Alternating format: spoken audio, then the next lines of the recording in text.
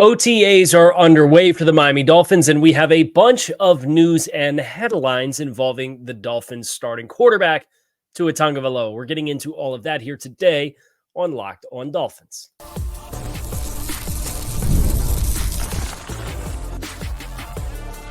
You are Locked On Dolphins, your daily Miami Dolphins podcast, part of the Locked On Podcast Network, your team every day. All right, Miami, welcome to another episode of Locked On Dolphins. It is your team every day here on the Locked On Network. I am your host, Kyle Krabs, a lifelong Miami Dolphins fan, host of Locked On Dolphins, co-host of Locked On NFL Scouting. You can find our shows on YouTube or wherever you listen to your favorite podcasts. Tip of the cap to our everydayers who tune in on a daily basis because it is your team every day. We don't just say it, we live it here on the Locked On Network. Today's episode of Locked On Dolphins is brought to you by FanDuel. Make every moment more. Right now, new customers get $150 in bonus bets with any winning $5 bet. That's $150 with any winning $5 bet. So visit FanDuel.com/lockedon to get started. There's been a lot in the last, 48 hours since the last time I hit record on a podcast. We've had a CBS Sports report around Tua Tagovailoa. We had an ESPN report about a contract offer.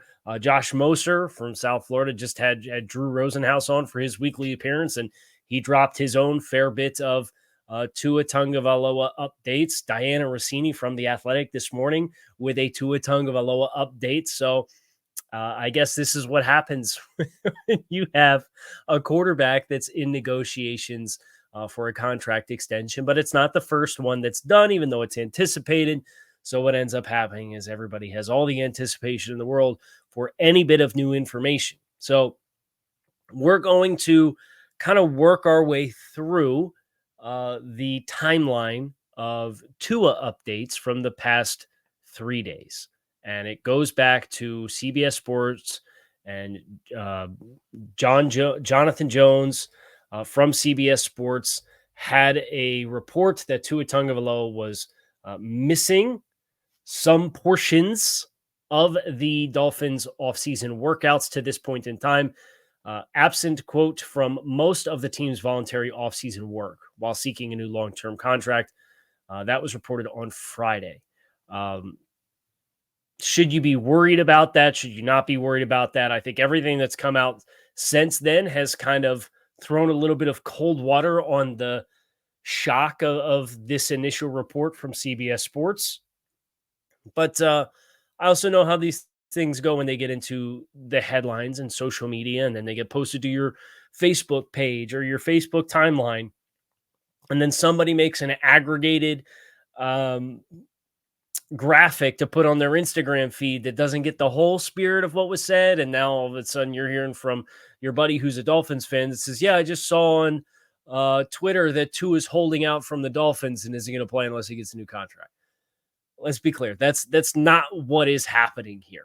That is not the circumstances that are at play. And you see players fairly routinely that are not actively partaking in the voluntary workouts for a litany of reasons. And case in point, I think a good reinforcement of that is Chris Kaufman of 3 yards per carry. He does an outstanding job over 5 Reason Sports, along with Alfred Simon on 3 yards per carry. Within a few hours of this report from Jonathan Jones going up that Tua had missed, quote, most of the team's voluntary offseason work. But there's some clues that have me not worried about that. But let me finish my thought on Chris. Chris said a league source had told him or confirmed to him that at least some of the offseason work that Tua had missed, he had been traveling to work with his individual quarterbacks coach. He's working with John Beck of the Tom House conglomerate of quarterback trainers that exists nationwide. And John Beck, obviously the former Miami Dolphin, not a successful quarterback, but one of the more well-regarded individual private quarterback coaches that is on the market. And the Tom House School of biomechanics and throwing is one of, if not the premier spot as far as training athletes that are throwers of the football or throwers of a ball, really. Tom House has a extensive background working with pitchers as well. So that may be some of the context to some of the reported Tua Tagovailoa absences. Now, I also think about when they first opened the doors back in April, Tua was there. We've seen some videos and hype packages that had included Tua throwing. We've seen videos on social media of Tua throwing private throwing sessions with his wide receivers. We heard from Malik Washington after he got drafted that he had already gotten a throwing session in with Tua. We'd heard from Odell Beckham last week with his introductory press conference that said that he had met Tua last week and Odell was in the building.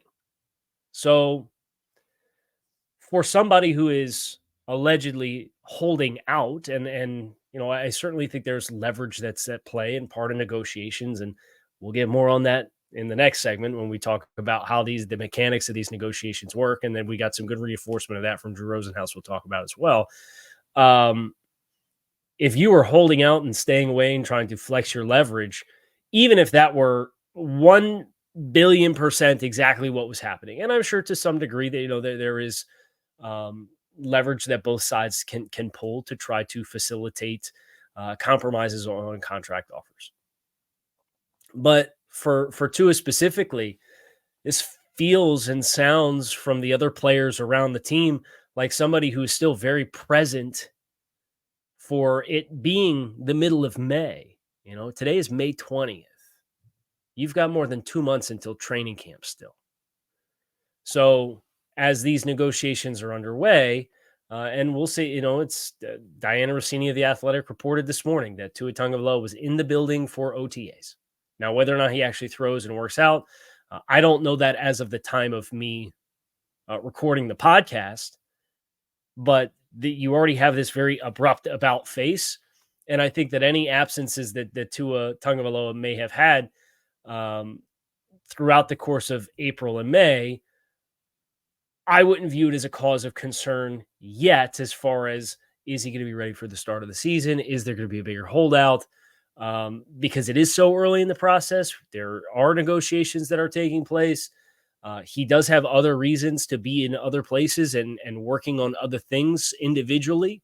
It was reported, or at least alluded to, that there was mutual enthusiasm between him and the team to work with a private quarterbacks coach this offseason. That's all a part of his offseason plan. Now, we did get the report from ESPN's Jeremy Fowler yesterday on Sunday that the Dolphins had made Tua Tagovailoa a contract offer. We'll talk about that next and what to read into the fact that deal is not done or signed here today on this episode of Locked On Dolphins. Stick with us.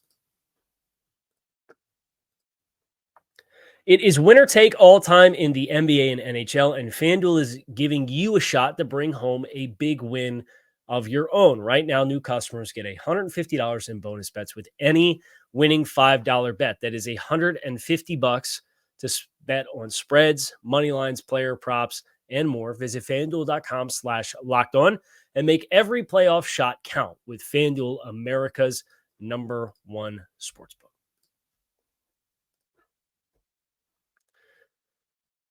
So the Jonathan Jones report came out on Friday. Tua was absent, quote, for most of the team's voluntary offseason work while seeking a new long-term contract.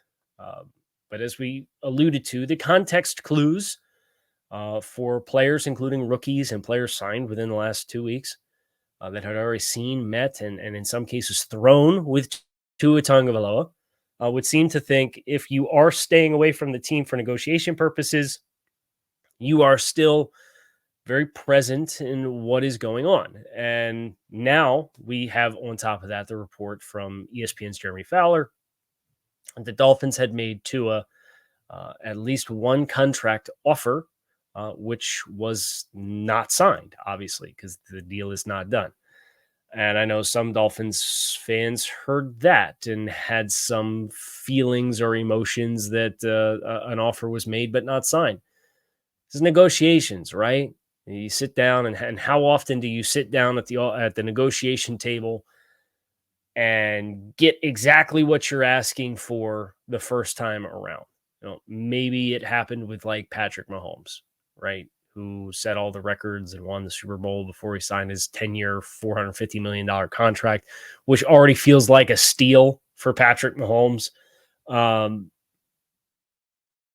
But there's obviously questions that do exist. And I've seen lots of people that have asked me or tried to get me to invoke my opinion of what would you do, right? Like, where do you stand on all this? You've talked about the pros, you talked about the cons.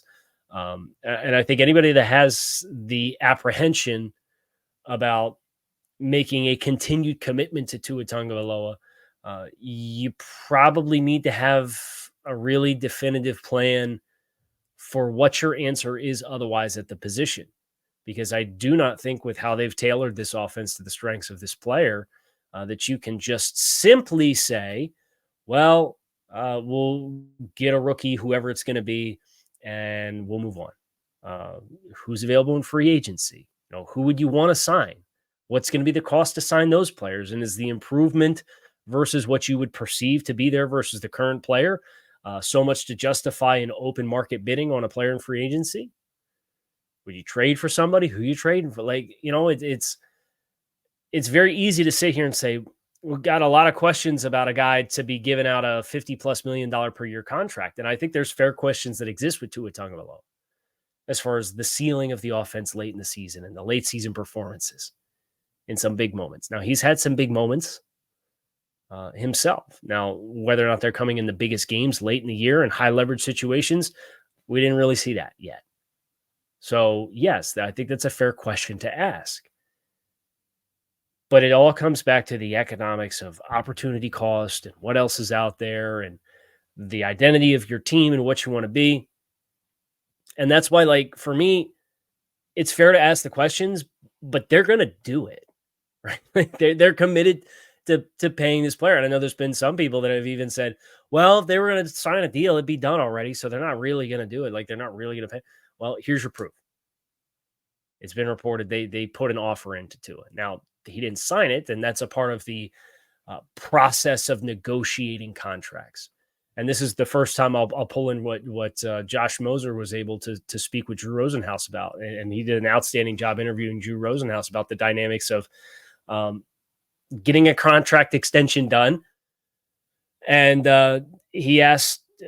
Josh Moser asked Drew Rosenhaus, like, what kind of leverage do you think Tua Tagovailoa has in this situation? And while the Dolphins do have this year plus the franchise tag at their disposal, but I do not think that is an attractive pathway for the Dolphins to take, if we're being honest. I think a lot of the rest of the roster is positioned in a way for you to stay competitive as you extend the quarterback and you have some middle tier quarterback salary cap hits at your disposal for the next couple of years. But if you revert to the salary or the franchise tag and then play the quarterback on the franchise tag next year to be 1 foot in and 1 foot out again, it really handcuffs the rest of much more than signing the contract. It handcuffs what you're able to put around the players with what you already have under contract.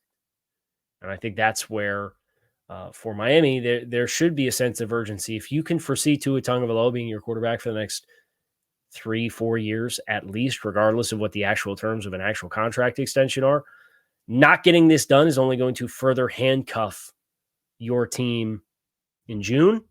It's going to handcuff your team in season. It's going to handcuff your team in 2025.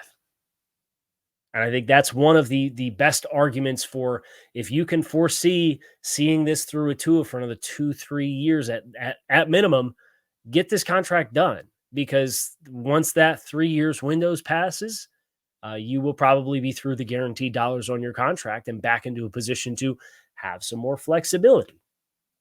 Now, there will be some salary cap ramifications for that, but there always are. And if you make the commitment and you have success, then you will have the opportunity to continue strategically working the present year cap and future year caps to field as competitive of a team as you can. And if you aren't successful, you're probably not going to have the job.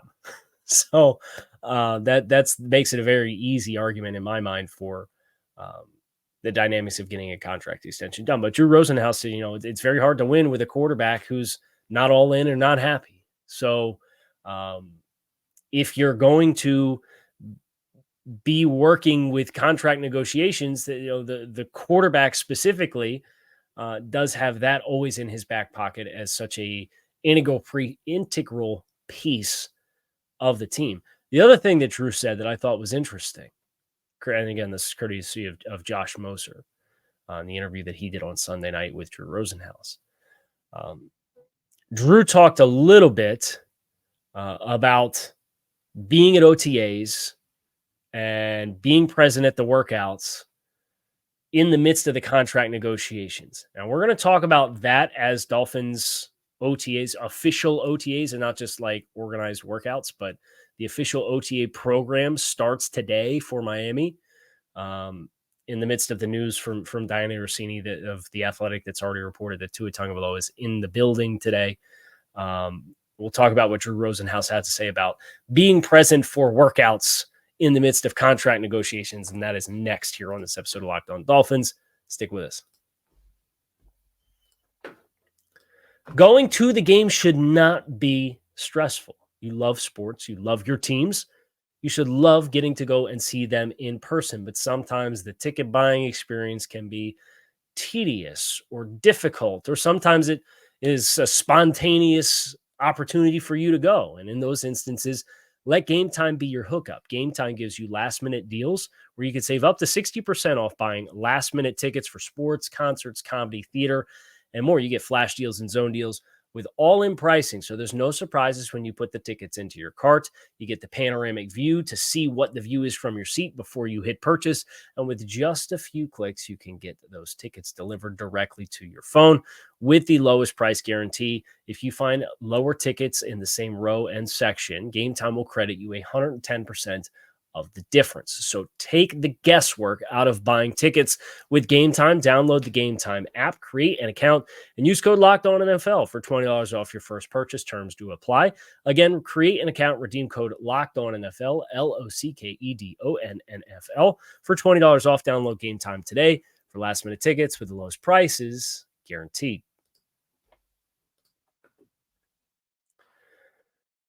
So Jeremy Fowler, the report came out. The Dolphins have made at least one offer to Tua Tagovailoa. That contract offer was not accepted. That's contract negotiations.